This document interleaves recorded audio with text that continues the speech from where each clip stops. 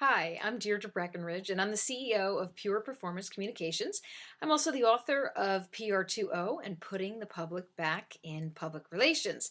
And I wanted to talk to you today about a few of my favorite topics when it comes to public relations and social media. Because I really do feel we as professionals have to have a new mindset. And there are some practices that we're actually involved in right now as a result of public relations meeting social media. It's the difference between seeing communications as tactics and being strategic. I feel that this ability to connect directly with constituents and engage with them in a meaningful way requires a different kind of strategy from the strategy that you put in place with your monitoring and your tracking and listening to conversations and hearing what is relevant to the brand and observing communities to know the best way to participate to the content that you're going to curate and develop based on what you hear and what people are asking for and what they need from a brand and the channels. Where are you going to participate with people? And whether that's your customers, bloggers, journalists, maybe it's partners or associations that you work with. Every different channel should have a different purpose. Social media is about purpose, and in order to really set up a great program, we're thinking about our engagement strategy and, of course, measurement because we have to show valuable business outcomes. So I do think it is a different kind of mindset, and it's exciting as much as it is challenging.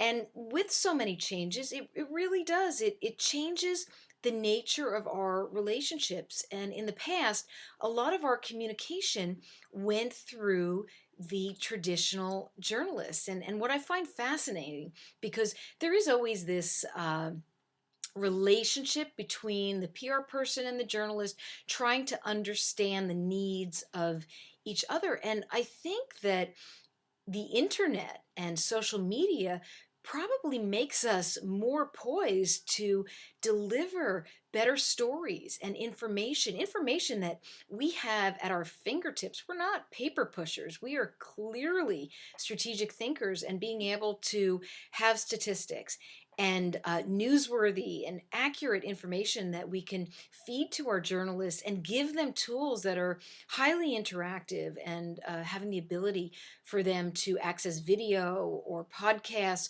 or media that helps them to build a better story. Well, I think that that certainly strengthens a relationship. Of course, at the same time, finding a new approach, in a sense, you have to be careful because now that there is the ability for anybody to talk and to share an experience, if you don't hone your approach and build the relationship, is even more important now than ever with journalists and with bloggers. You're certainly going to hear the negative impact as well. So we have to be careful. Now, I did mention this approach.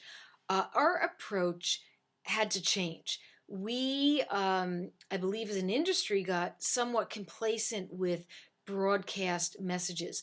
And we all know that people in web communities certainly are going to filter out what they see as noise. Sending your messages in through Facebook or Twitter or Google Plus is not going to help a brand. The communication will definitely, you'll be blocked. You'll be seen as a spammer.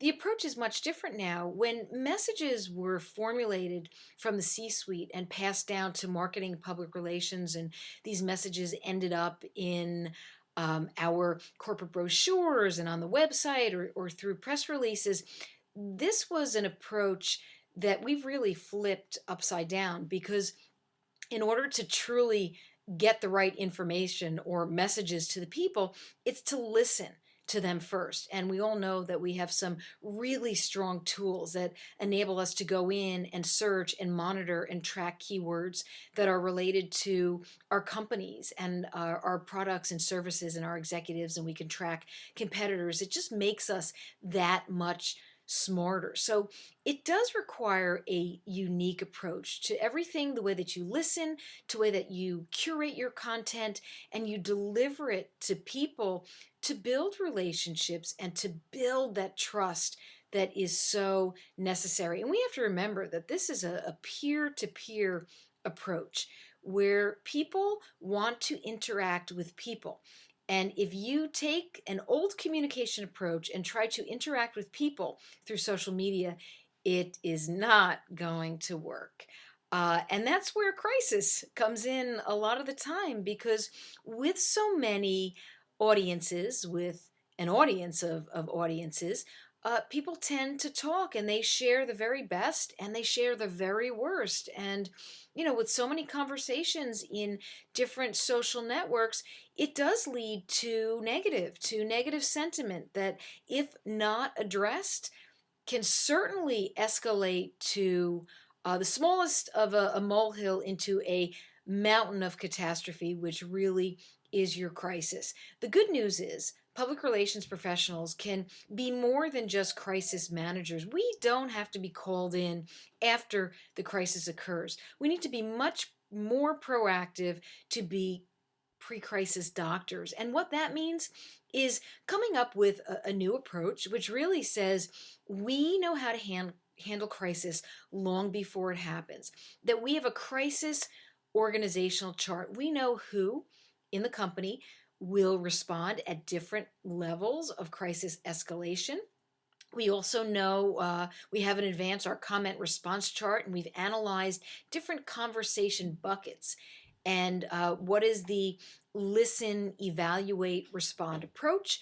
We're also preparing in the sense that we know that we have certain shells of messages, and these messages are delivered differently, maybe on Facebook or through Twitter or YouTube. You want to make sure you use the appropriate message with the right medium. We certainly don't ask for crisis, and sometimes it's very difficult to prevent. Take the Domino's scenario with the two franchise employees and the pizza pie and what they did to those pizzas and then distributed over YouTube. Sometimes crisis will just happen, but if you have the mindset and the approach of a pre-crisis doctor, you'll be in a much better position to address it quickly and to also know who are your brand champions that will step in to help and deliver the right communication when the negative sentiment is really flowing. So, keep in mind it's definitely changed when it comes to the corporate communications, the messaging, and that good old press release. We've seen how the news release is now morphing, and we're also seeing new tools like the social media release. Remember, communication is always about the people that you're trying to reach and what they need from you, any audience, any target group. I'm not going to say that the press release is gone completely. I think it's changing as our approach is changing, and we've seen the wire services certainly change their style, putting in interactive video and more multimedia tools in news releases and the ability to comment and have 2.0 sharing capabilities. So, things are changing for us, and we always need to stay ahead of the trends and to be ready and to be flexible. Uh, People are going to dictate how we communicate. So let's make sure that we stay on top of technology and that we are ready to morph as communication changes.